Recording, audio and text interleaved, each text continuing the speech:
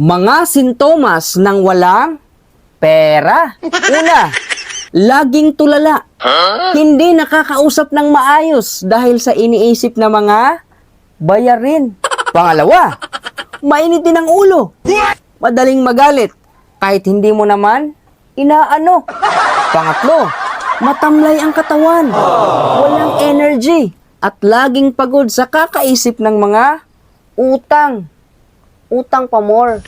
Pang-apat, masakit ang likod at mga kasu-kasuan. Kaya walang ganang lumabas ng bahay.